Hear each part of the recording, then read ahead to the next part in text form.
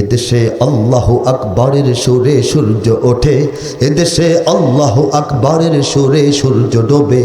এদেশে আল্লাহু আকবরের সুরে সূর্য ওঠে, এদেশে আল্লাহু আকবরের সুরে সূর্য ডোবে। ঠিক কিনা বলেন? গাড়ি দিয়ে আসতে আসতে দেখলাম মাগরিবের আজান আর সূর্য ডুবে আকাশ লাল হয়ে আছে। আল্লাহু আকবরের সুরে এদেশে সূর্য ডোবে। ঠিক কিনা? এদেশের মাল্লা মাঝি কিষান মজুর সবার ঠোঁটে শোনো রে লা ইলাহা ইল্লাল্লাহর জিকির ওঠে। এদেশের মাল্লা মাঝি কিষান মজুর সবার ঠোঁটে শোনো রে লা ইলাহা ইল্লাল্লাহর জিকির ওঠে। ইমানের তপ্ত আগুন জ্বলছে সবার বুকে বুকে, ইমানের তপ্ত আগুন জ্বলছে সবার বুকে বুকে। সেই আগুন দেশ হতে দেশ দেশান্তরেও জ্বলতে হবে। এদেশে আল্লাহু আকবরের সুরে সূর্য ওঠে, এদেশে আল্লাহু আকবরের সুরে সূর্য ডোবে। এদেশের পথে ঘাটে, এদেশের বাজার হাটে, এদেশের এদেশের এদেশের এদেশের এদেশের গঞ্জ গ্রামে খুদার নামের তসবিহাতে কত পীর আউলিয়াদের অশ্রু ঝরে গভীর রাতে। এদেশের গঞ্জ গ্রামে খুদার নামের তসবিহাতে কত পীর আউলিয়াদের অশ্রু ঝরে গভীর রাতে। যে দেশের সন্তানেরা মক্তবে যায় কোরআন বুকে, যে দেশের সন্তানেরা মক্তবে যায় কোরআন বুকে, সে দেশে আল কোরআনের শাসন কায়েম করতে হবে। এদেশে আল্লাহু আকবরের সুরে সূর্য ওঠে, এদেশে আল্লাহু আকবরের সুরে সূর্য ডোবে। কথা ঠিক কিনা? এদেশের জলে স্থলে, এদেশের ফুল ফসলে, এদেশের এদেশের এদেশের এদেশের এদেশের সবুজ মাটি সবুজ ঘাসে সবুজ বনে, মদিনার সবুজ মিনার ঝলসে ওঠে দুই নয়নে। এদেশের শিকড় তো নয় দিল্লিতে বা ওয়াশিংটনে, এদেশের শিকড় তো নয় দিল্লিতে বা ওয়াশিংটনে, এদেশের শিকড় জানি ছড়িয়ে আছে দূর আরবে। এদেশে আল্লাহু আকবরের সুরে সূর্য ওঠে, এদেশে আল্লাহু আকবরের সুরে সূর্য ডোবে। এদেশে আল্লাহু আকবরের সুরে সূর্য ওঠে, এদেশে আল্লাহু আকবরের সুরে সূর্য ডোবে। কথা সত্য কিনা বলেন? এটা হচ্ছে বাংলাদেশের পরিচয় পত্র। বলেন সুবহানাল্লাহ। যদি বলে কোন দেশে থাকেন, বলবেন বাংলাদেশে। কোন দেশ চিনি না, বলবেন এদেশে আল্লাহু আকবরের সুরে সূর্য ওঠে, এদেশে আল্লাহু আকবরের সুরে সূর্য ডোবে। ঠিক কিনা? ইমানের তপ্ত আগুন জ্বলছে সবার বুকে বুকে। ঠিক কিনা বলেন? সে আগুন কার কার বুকে আছে হাত তুলে তাকবীর দিয়ে গোটা দুনিয়াকে দেখিয়ে দে।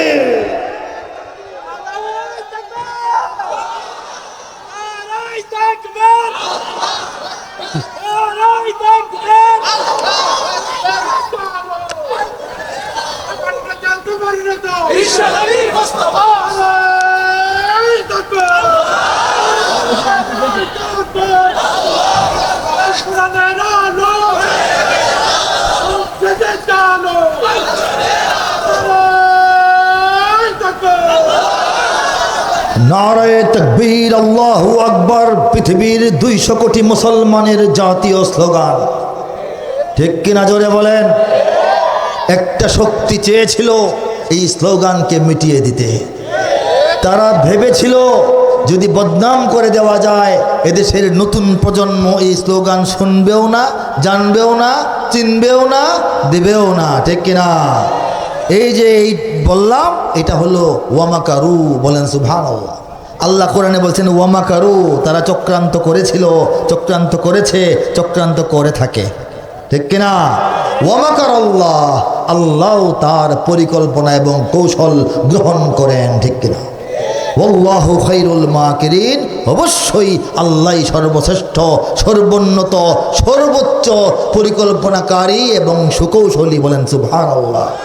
তাদের পরিকল্পনা ছিল, ইউরোপের পরিকল্পনা, আমেরিকার পরিকল্পনা, দিল্লির পরিকল্পনা কি ছিল? বাংলাদেশের মুসলমানদের সন্তানরা মোবাইল টিপতে টিপতে কাফের মুশরিক হইয়া ধ্বংস হবে। তারা নারে তাকবীর আল্লাহু আকবার কথাটা এক সময় শুনবেও না, জানবেও না। শুনবে না কিভাবে? এটাকে ব্যান করে দিতে হবে। এটাকে ব্যান করবে কিভাবে? এটাকে বদনাম করতে হবে যে আল্লাহু আকবার নারে তাকবীর এটা হচ্ছে অমুক দলের স্লোগান, অমুক মার্কার স্লোগান, জঙ্গিবাদীদের স্লোগান।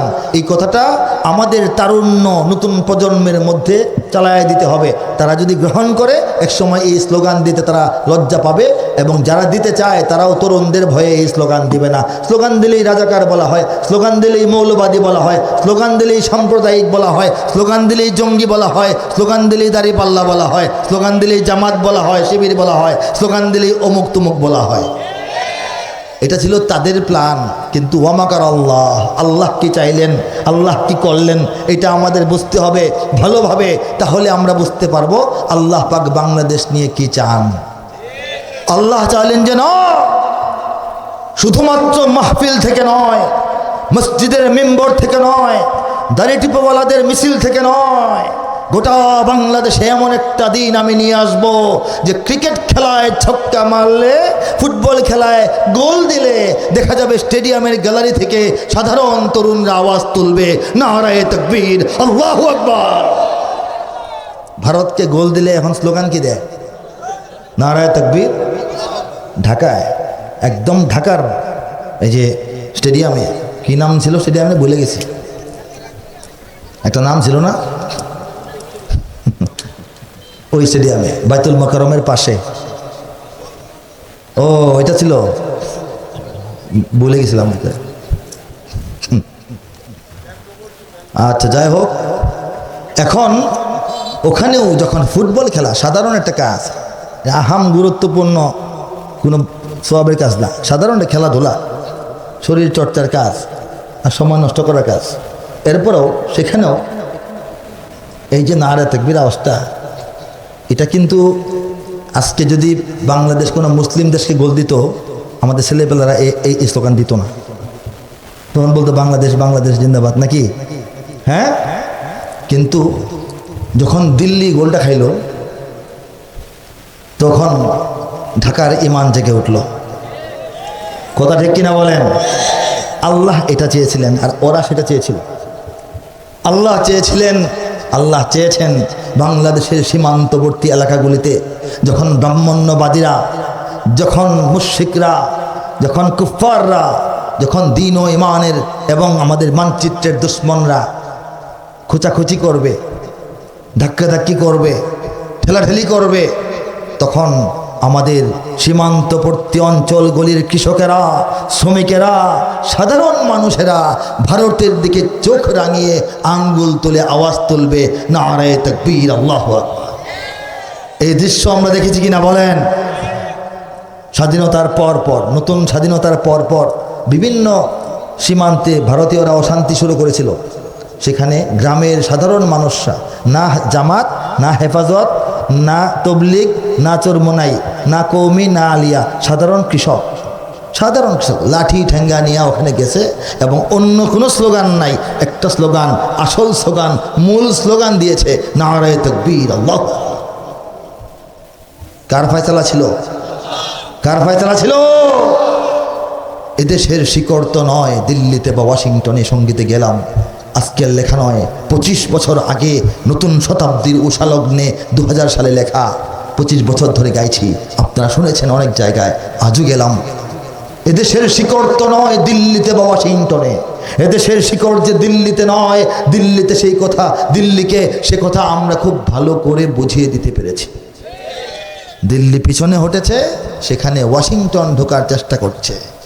কিন্তু আমাদের সাফ সাফ কথা, বাংলাদেশ ইমান ও ইসলামের দেশ, মুসলমানদের মাটি, দ্বীন ও ইমানের ঘাঁটি, ঠিক কিনা বলেন? এখানে পৃথিবীর কোনো পরাশক্তি হস্তক্ষেপ করার কোনো শক্তি রাখে না। আল্লাহ পাক সেই শক্তিকে বেকার করে দিবেন, নিষ্ক্রিয় করে দিবেন। আল্লাহ পাক বাংলাদেশের ইমান ও ইসলামকে রক্ষা করবেন ইনশাআল্লাহ। বাংলার ইতিহাসে যখনই শত্রু আসে পালাবার পথ খুঁজে পায় না, বাংলার ইতিহাসে যখনই শত্রু আসে পালাবার পথ খুঁজে পায় না। ইংরেজ বেনিয়ারা এখানে খেয়েছে, তারা পালিয়ে গিয়েছে পাক হয় না। ইংরেজ বেনিয়ারা এখানে খেয়েছে, তারা পালিয়ে গিয়েছে পাক হয় না।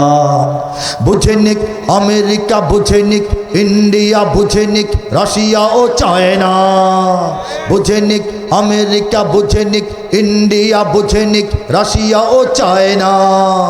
মুমিনের এই মাটি ইমানের এই ঘাটি কিছুতেই কেড়ে নেওয়া যায় না। মুমিনের এই মাটি ইমানের এই ঘাটি কিছুতেই কেড়ে নেওয়া যায় না, যায় না, না না। মুমিনের এই মাটি ইমানের এই ঘাটি কিছুতেই কেড়ে নেওয়া যায় না। সাহাবায়ে কেরামের আগমনে এই দেশ হাজার বছর আগে ধন্য। ওলিদের মেহনতে গড়ে ওঠা এ জমিন কোটি কোটি মুমিনের জন্য, কোটি কোটি মুমিনের জন্য। এ মাটির ভাজে ভাজে শহীদের খুন আছে, আছে না? সাতক্ষীরায় শহীদের খুন আছে না নয় বলেন? তাজা খুন এখনো মাটির নিচে আছে, আছে কিনা বলে? জানি তো, সব খবর তো রাখি। এই জন্য তো বললাম, সাতক্ষীরা কালীগঞ্জ শহীদের রক্ত, নগদ রক্ত, মাত্র কিছুদিন গন্ধ শোকায় নাই, এখনো আছে, ঠিক কিনা বলেন? এ মাটির ভাজে ভাজে শহীদের খুন আছে, এ জমিন কখনো শুকায় না। এ মাটির ভাজে ভাজে শহীদের খুন আছে, এ জমিন কখনো শুকায় না, এ জমিন কখনো শুকায় না। মুমিনের এই মাটি ইমানের এই ঘাটি কিছুতেই কেড়ে নেওয়া যায় না। এখানে লক্ষ প্রাণ আকাশে দেয় আজান, জমিনে লুটায় কোটি কোটি শির।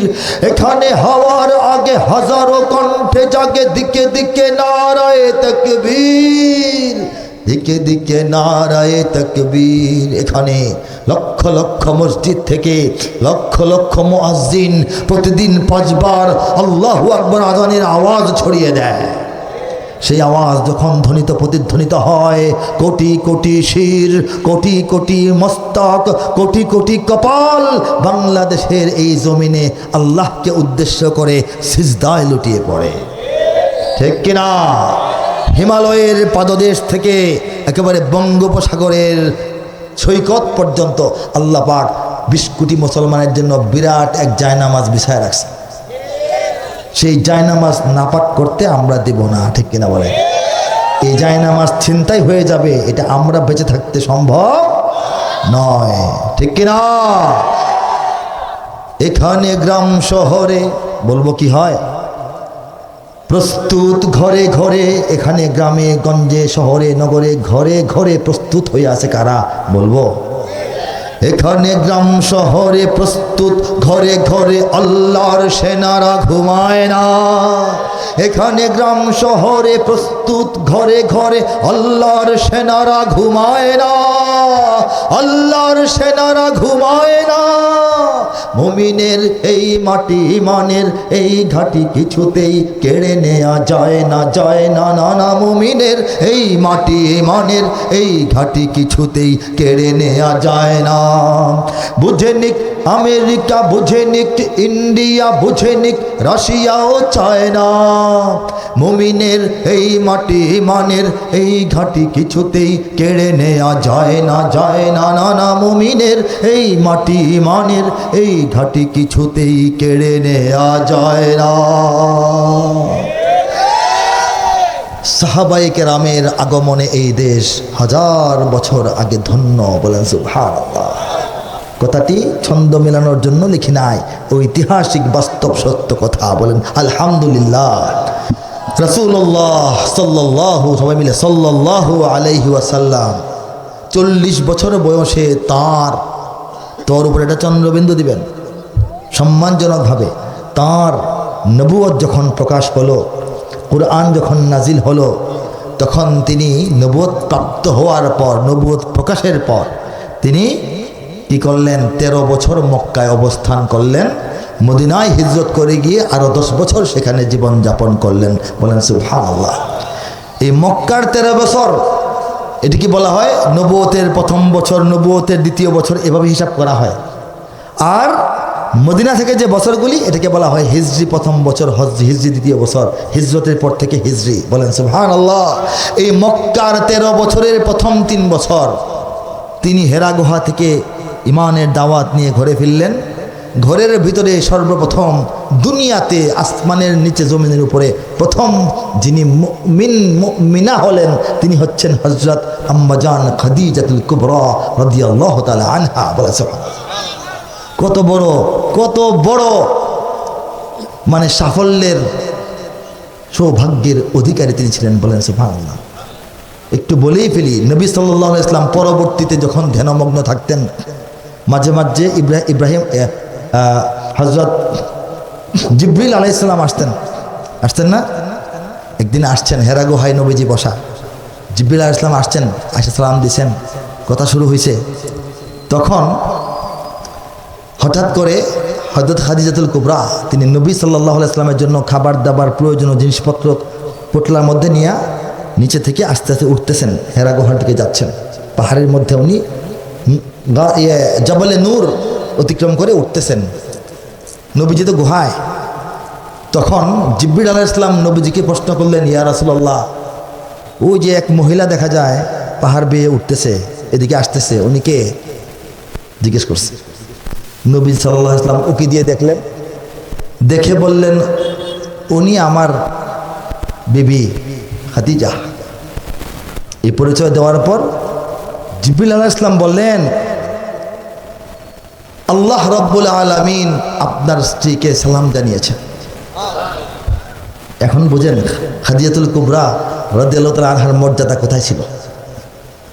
আল্লাহর পক্ষ থেকে জিবরিল আলাইহিস সালাম রাসূলের কাছে তার জন্য সালাম প্রেরণ করেছেন।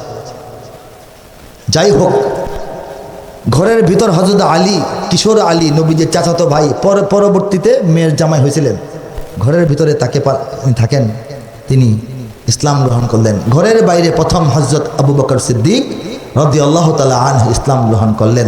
আবু বকর সিদ্দিক রাদিয়াল্লাহু তাআলা আনহুর সঙ্গে যারা ব্যবসায়িক সম্পর্ক, এলাকার সম্পর্ক, সভ্য ভদ্র একটু বিশ্বস্ত বিনয়ী বন্ধুবান্ধব যারা ছিলেন, তাদেরকে তিনি কানে কানে এই দাওয়াত দিলেন যে মুহাম্মদ সাল্লাল্লাহু আলাইহি ওয়াসাল্লাম তো নবী হয়েছেন, রাসূল হয়েছেন, কুরআন নাজিল হয়েছে, আমি তার উম্মত হয়েছি, তুমিও হও।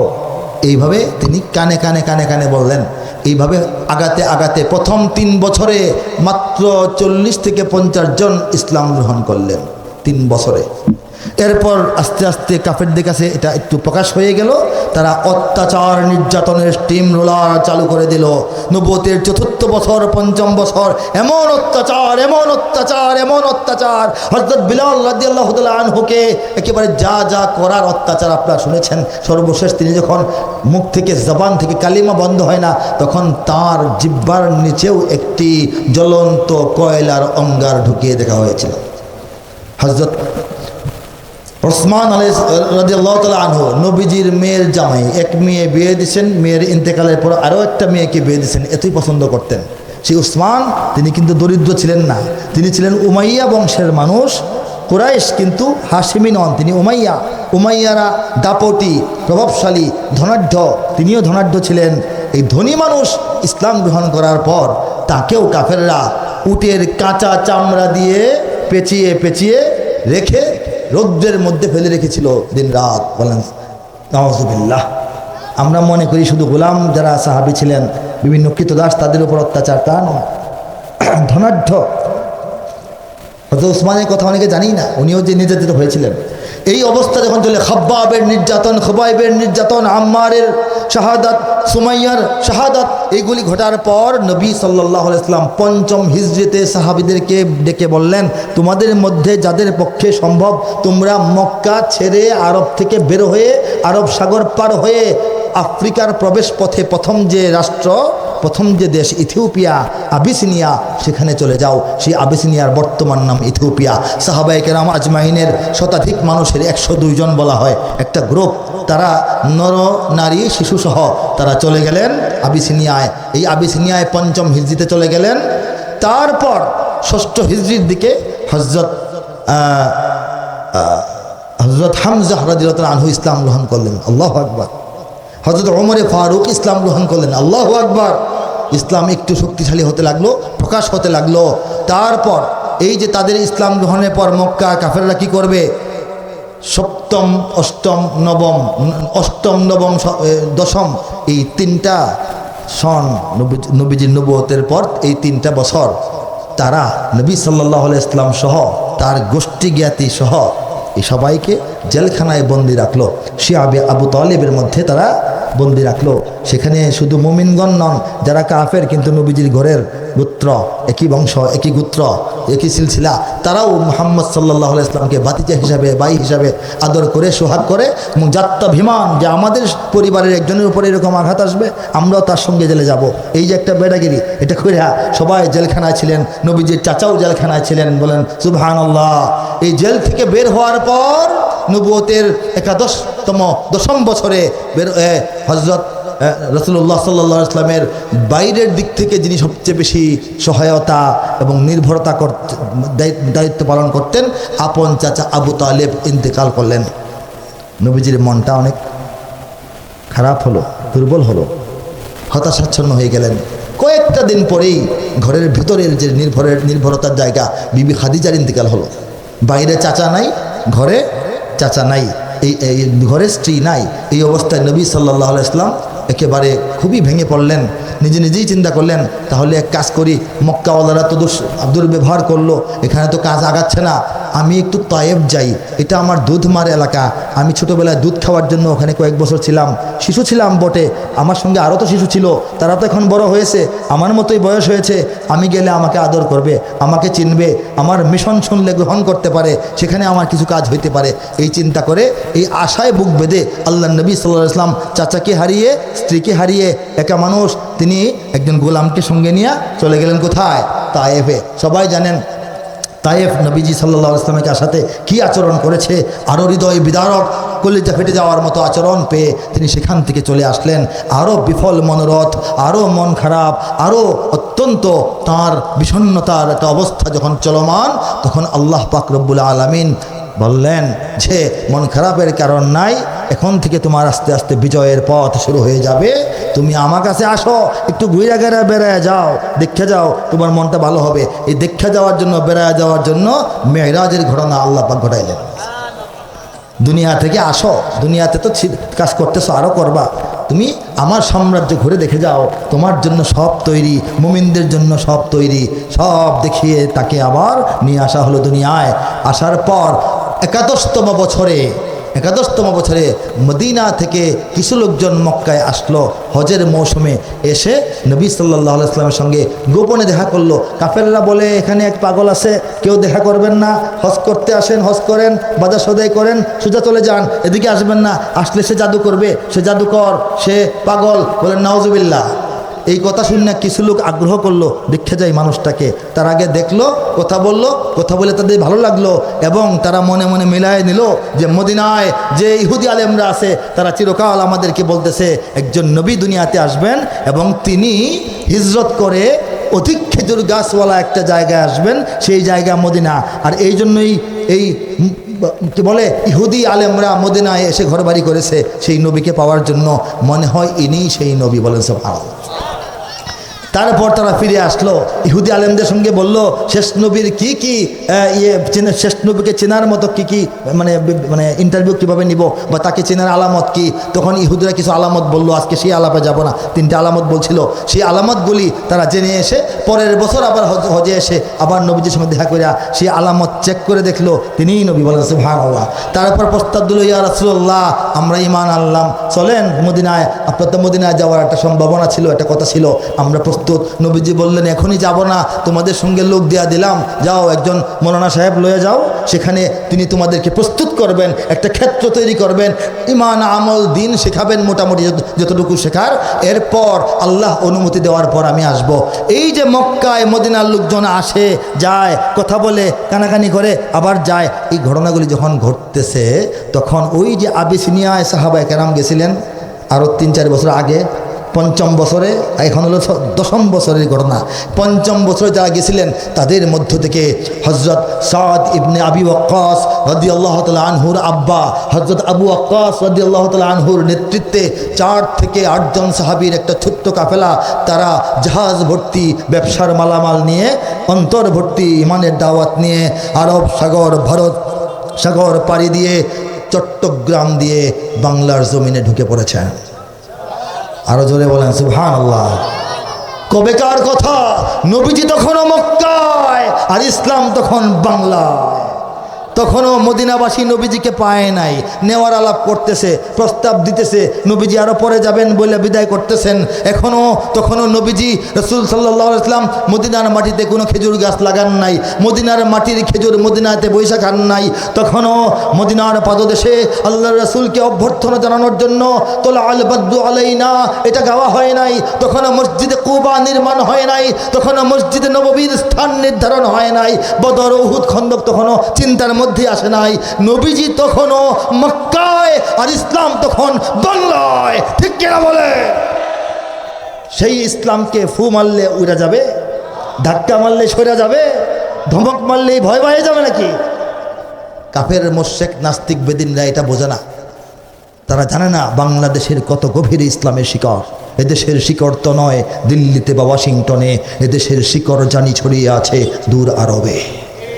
কথা ঠিক কিনা? নবী সাল্লাল্লাহু আলাইহি সাল্লাম অনেক কাহিনী আছে। যেদিন মক্কায় নবী সাল্লাল্লাহু আলাইহি সাল্লাম চন্দ্র দ্বিখণ্ডিত করলেন, আল্লাহু বলেন, সেই দৃশ্য রাতের বেলার দৃশ্য। আরবরা তো ঘুমায় যায়, গ্রামের মানুষ যেমন ঘুমায় যায়, আরবরা তখন তো কারেন্টের বাতি জ্বলে না, এখন সৌদি আরব না, সব মোটামুটি তাড়াতাড়ি ঘুমিয়ে পড়ে। অনেকেই এটা দেখেছে, অনেকে এটা দেখে নাই। সেই আমলে যারা নাকি চ্যালেঞ্জ দিয়েছিল তারা তো নবীজির সাথেই, তারা দেখেছে। আমাদের ভারতবর্ষের বৃহত্তর যে ভারতবর্ষের এক হিন্দু রাজা এটা দেখেছে, চাঁদ দ্বিখণ্ডিত হয়ে গেছে। রাজপ্রাসাদের ছাদের মধ্যে সে মদের আসর বসেছিল, নাচ গান চলতেছে, হঠাৎ দেখে চাঁদ 2 ভাগ। হঠাৎ দেখে কি চাঁদ 2 ভাগ, সে তো কিছু বুঝে নাই। সে মনে করছে যে আমি তো মদ টদ খাইতেছি, মনে হয় চোখের মধ্যে এরকম দেখা যাচ্ছে, নেশাগ্রস্ত, নেশার ঠেলায় মনে হয় চাঁদকে 2 ভাগ দেখা গেছে। অনেকক্ষণ চাঁদ 2 ভাগ পরে আবার আসছে, যা বলে আবু কুবাইসের উপরে এক টুকরা আরো দূরে, আবার আল্লাহ নির্দেশে লেগেছে। সে এই দৃশ্যটা দেখে এতটা দুশ্চিন্তা করে নাই, তবে সে মনে করছে যে এটা কি চোখের ধান্দা নাকি আসলেই দেখছে। পরবর্তীতে আরবের ব্যবসায়ীরা যখন ভারতে আসে মশলাপাতি নিয়ে যাওয়ার জন্য, ইয়ামান থেকে সিরিয়া থেকে দামি দামি কাপড় টাপড় নিয়ে আসে, এখান থেকে মশলাপাতি নিয়ে যায়, দারুচিনি, গরম মশলা, এলাচি, এগুলি আরব বিশ্বে তো মশলা নাই, এখান থেকে মশলার খুব দাম ছিল, মাছ টাছ নিয়ে যায়। তখন তারা এসে গল্প করেছে যে মক্কায় এক নবী প্রকাশ পেয়েছেন, তিনি তো চন্দ্র দ্বিখণ্ডিত করেছেন। এই বাদশা শূন্য এদেরকে খবর দিয়ে আনছে যে বাজারের মধ্যে আলাপ করে বিদেশি বণিকরা, ব্যবসায়ীরা ওদেরকে নিয়ে আসো। আইনা জিজ্ঞেস করলো যে ঘটনা কি বলো? বললো এই ঘটনা তো আরবে ঘটছে, নবী আসছে এবং তিনি চন্দ্র দ্বিখণ্ডিত করেছেন। তাই নাকি? কবে? সে হিসাব নিকাশ করে দেখলো, সে যে দেখছিল এটা সত্য। সঙ্গে সঙ্গে সে ঈমান আনলো। তার নাম ছিল যদু। নাম কি ছিল? যদু। পুরা নামটা মনে নাই, ঠিক আছে, মনে হয় যাদব এরকম হবে। সে ঈমান এনেছে এবং ইতিহাসে বলা হয় যে আল্লাহ রাসূল সাল্লাল্লাহু আলাইহি সাল্লামের সঙ্গে সে গিয়ে সাক্ষাৎ করেছে এবং তার অঞ্চল থেকে কিছু কাপড়, কিছু মশলা এবং কিছু আচার খাই না বয়মের মধ্যে আমরা আচার, ভারতবর্ষের আচার খুব সুস্বাদু, আরবে তো আচার নাই, এই আচারগুলি নিয়ে সে আল্লাহ নবীকে দিছে এবং সেখান থেকে আল্লাহ রাসূলের হাতে হাত রেখে ঈমান এনে সেখান থেকে আবার ফিরে আসছে।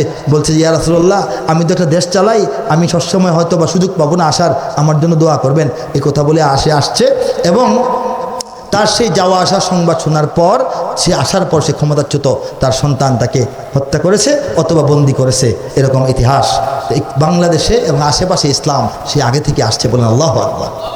কাজেই সাহাবায়ে কেরামের আগমনে এই দেশ 1000 বছর আগে ধন্য। সেই সাহাবীরা বাংলাদেশে চট্টগ্রাম দিয়ে ঢুকেছেন এবং সাগরের পাড় ধরে ধরে তারা খুলনা পর্যন্ত, আমাদের কি বলে এই সুন্দরবন উপকূল পর্যন্ত সফর করেছেন। টানা 1.5 বছর একবার ছিলেন, বলে সুবহানাল্লাহ। টানা বেঁধে, শুধু বাংলাদেশে নয়, বাংলাদেশ পার হয়ে মালয়েশিয়া, ইন্দোনেশিয়া, চীন পর্যন্ত তারা তখন ব্যবসায়িক সফর করতেন, ইমানের দাওয়াত দিতেন। চীনে এখনও ক্যান্টন নামক এক পানির বন্দর, জলবন্দর এরিয়া, সেখানে সাহাবায়ে কেরাম আজমাইনের কবর আছে, যারা যায় তারা জিয়ারত করতে পারে। গুয়াংজু ইয়েতে বিমানবন্দরের নামলে কাছাকাছি যাওয়া যায়। বলেন আল্লাহু আকবার। সেই ইসলাম, বাংলাদেশের ইসলাম। অনেকে মনে করে ইখতিয়ার উদ্দিন মোহাম্মদ বখতিয়ার খিলজির মাধ্যমে ইসলাম আসছে, না, তার মাধ্যমে মুসলিম শাসন আসছে, ইসলাম আগে আসছে।